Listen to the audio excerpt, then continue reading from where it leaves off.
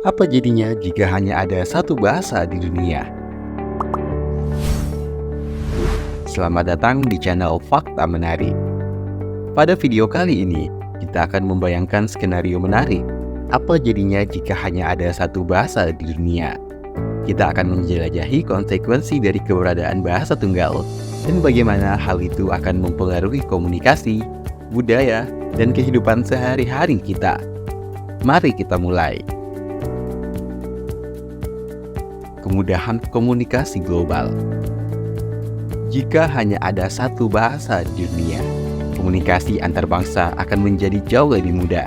Tidak ada lagi hambatan bahasa yang membatasi pertukaran informasi dan ide.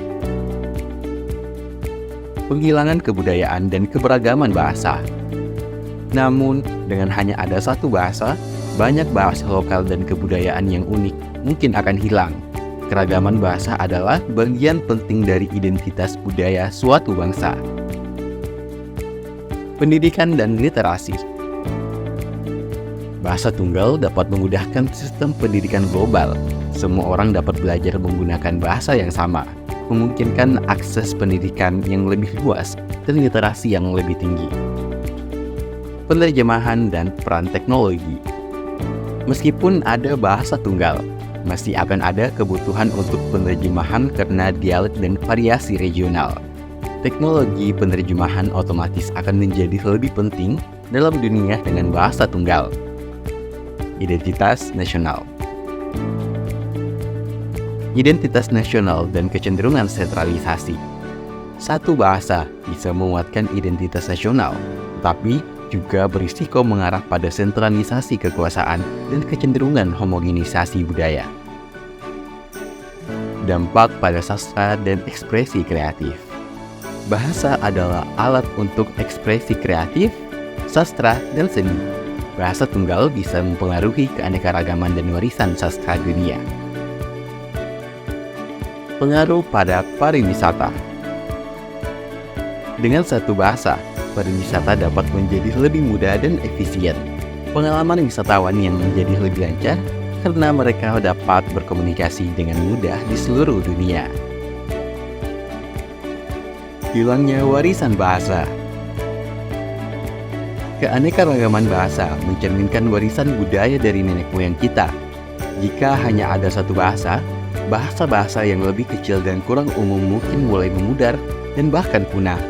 Ini akan menyebabkan hilangnya beragam pengetahuan, cerita, dan tradisi lisan yang terkandung dalam bahasa-bahasa tersebut. Dalam lingkungan dengan satu bahasa dominan, masyarakat atau kelompok yang merasa terancam oleh homogenisasi bahasa dan budaya dapat merespon dengan perlawanan atau upaya mempertahankan bahasa budaya mereka.